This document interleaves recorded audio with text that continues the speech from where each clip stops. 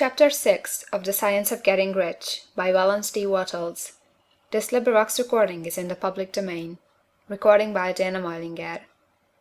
Chapter 6 How Riches Come to You. When I say that you do not have to drive sharp bargains, I do not mean that you do not have to drive any bargains at all, or that you are above the necessity for having any dealings with your fellow men. I mean that you will not need to deal with them unfairly. You do not have to get something for nothing, but can give to every man more than you take from him. You cannot give every man more in cash market value than you take from him, but you can give him more in use value than the cash value of the thing you take from him. The paper, ink, and other material in this book may not be worth the money you pay for it, but if the ideas suggested in it bring you thousands of dollars, you have not been wronged by those who sold it to you. They have given you a great use value for a small cash value. Let us suppose that I own a picture by one of the greatest artists, which, in any civilized community, is worth thousands of dollars. I take it to Baffin Bay, and by salesmanship induce an Eskimo to give a bundle of furs worth $500 for it.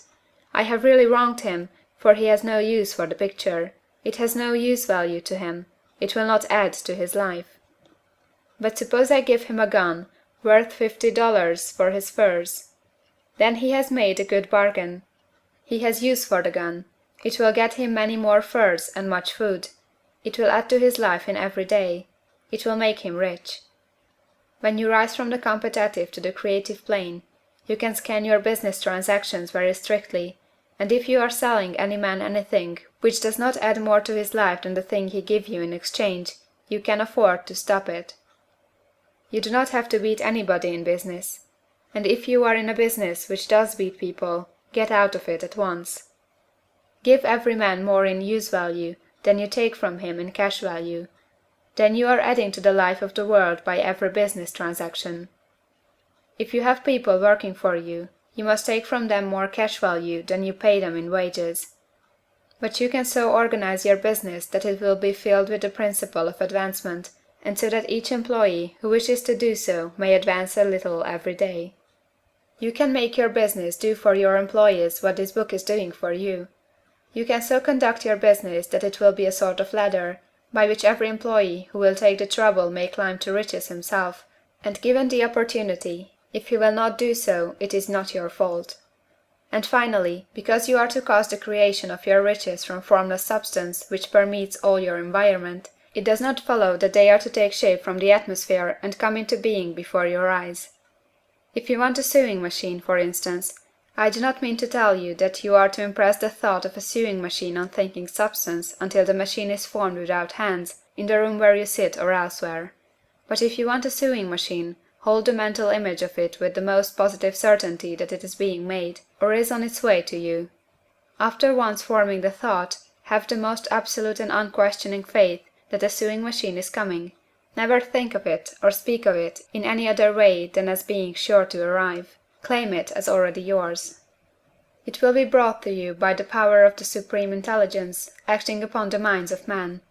If you live in Maine, it may be that a man will be brought from Texas or Japan to engage in some transaction which will result in your getting what you want. If so, the whole matter will be as much to that man's advantage as it is to yours. Do not forget for a moment that the thinking substance is through all, in all, communicating with all, and can influence all. The desire of thinking substance for fuller life and better living has caused the creation of all the sewing machines already made, and it can cause the creation of millions more, and will, whenever men set it in motion by desire and faith, and by acting in a certain way. You can certainly have a sewing machine in your house, and it is just as certain that you can have any other thing or things which you want, and which you will use for the advancement of your own life and the lives of others.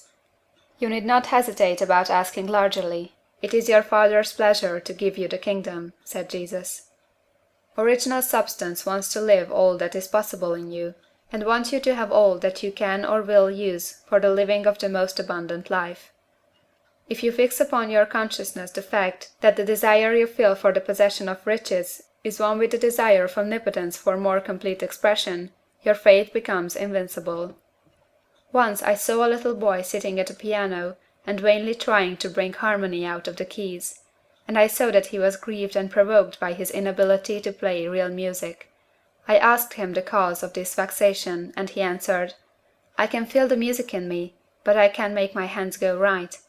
The music in him was the urge of original substance, containing all the possibilities of all life. All that there is of music was seeking expression through the child. God, the one substance, is trying to live and do and enjoy things through humanity. He is saying, "I want hands to build wonderful structures, to play divine harmonies, to paint glorious pictures.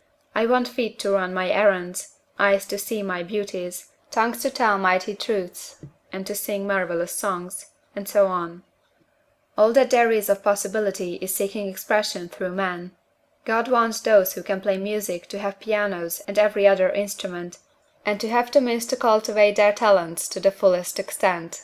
He wants those who can appreciate beauty to be able to surround themselves with beautiful things. He wants those who can discern the truth to have every opportunity to travel and observe. He wants those who can appreciate dress to be beautifully clothed, and those who can appreciate good food to be luxuriously fed. He wants all these things, because it is himself that enjoys and appreciates them. It is God who wants to play, and sing, and enjoy beauty, and proclaim truth, and wear fine clothes, and eat good foods. "It is God that worketh in you to will and to do," said Paul. The desire you feel for riches is the infinite seeking to express himself in you, as he sought to find expression in the little boy at the piano. So you need not hesitate to ask largely. Your part is to focalize and express the desire to God. This is a difficult point with most people. They retain something of the old idea that poverty and self-sacrifice are pleasing to God. They look upon poverty as a part of the plan, a necessity of nature. They have the idea that God has finished his work, and made all that he can make, and that the majority of men must stay poor, because there is not enough to go around. They hold so much to this erroneous thought that they feel ashamed to ask for wealth. They try not to want more than a very modest competence, just enough to make them fairly comfortable. I recall now a case of one student who was told that he must get in mind a clear picture of the things he desired, so that the creative thought of them might be impressed on formless substance.